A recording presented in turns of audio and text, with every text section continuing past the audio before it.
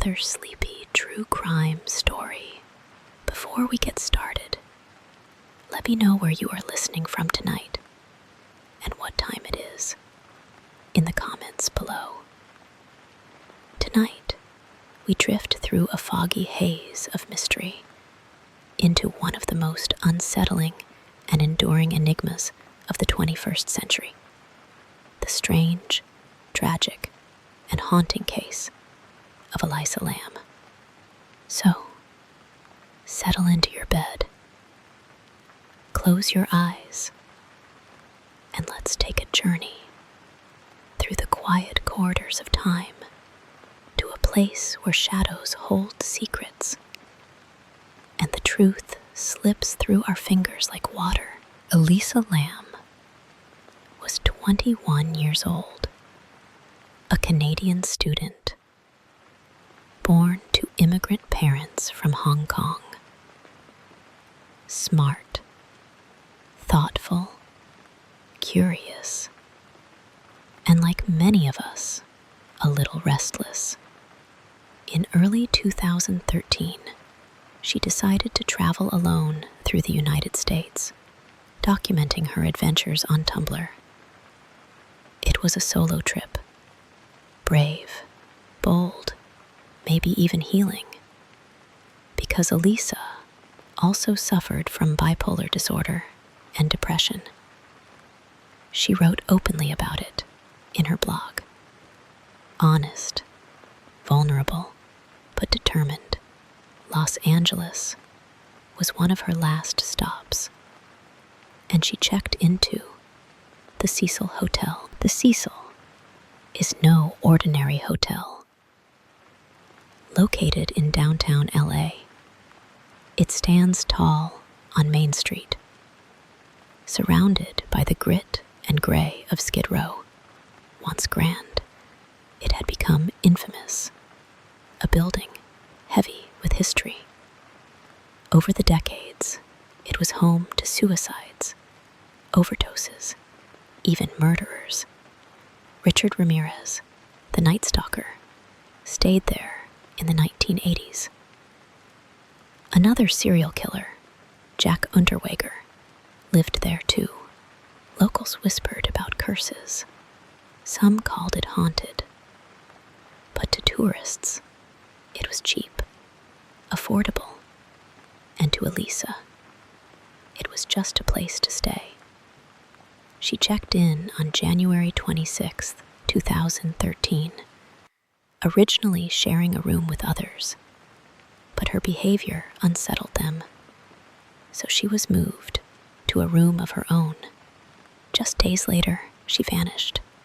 Elisa was last seen on January 31st. She was supposed to check out, but she never did. Calls to her family went unanswered. Her parents, concerned from the very beginning, reported her missing. The LAPD searched the hotel. Dogs, detectives, interviews. Nothing.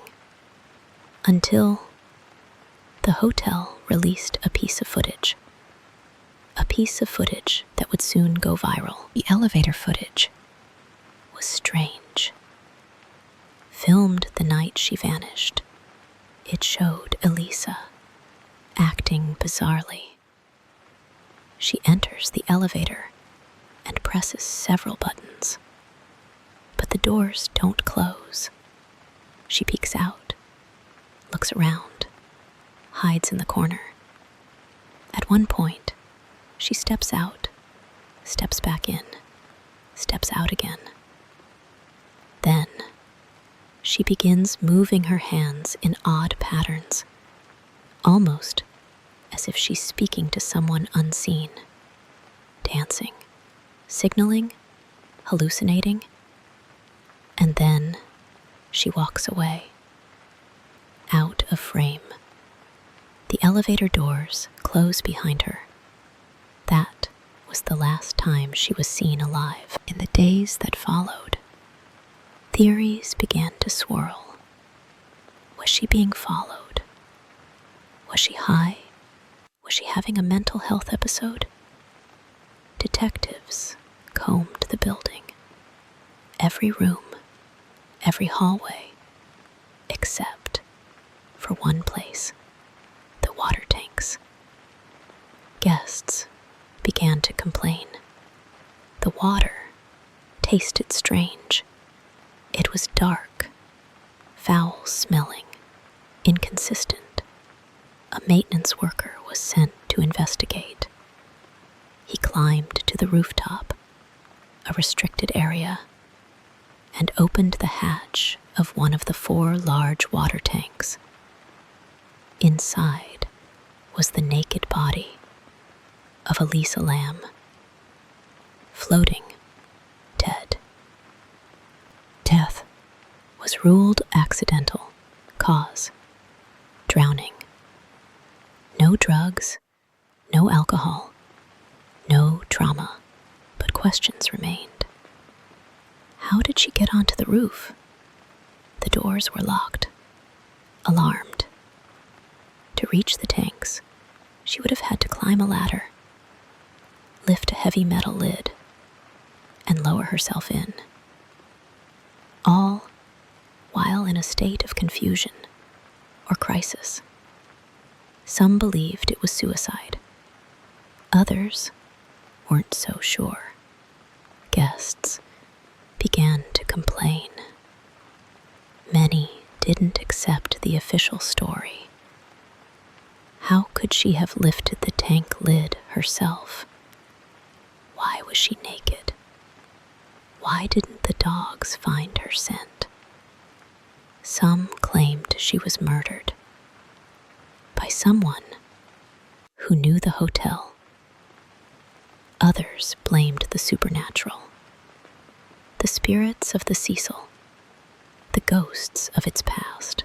Conspiracy theorists pointed to the Dark Water movie, a horror film with eerie similarities, released years earlier. Same hotel, same elevator, same water tank.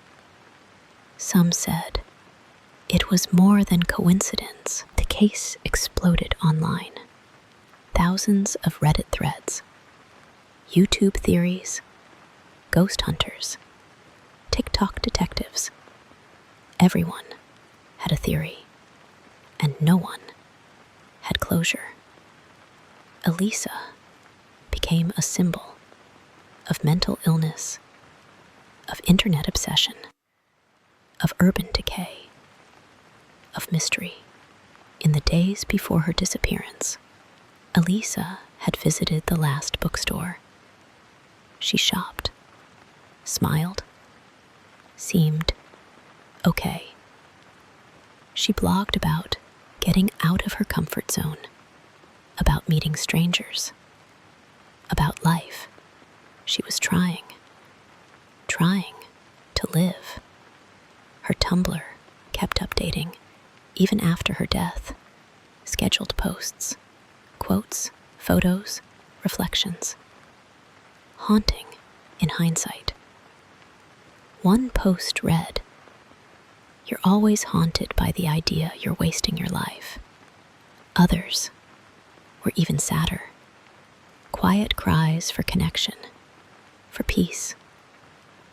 No arrests were ever made. No new evidence ever surfaced. The Cecil Hotel was rebranded, and the water tank was removed. But Elisa's story remained. A girl traveling alone, a hotel full of history, a tragedy with no neat ending. Maybe the truth is simple.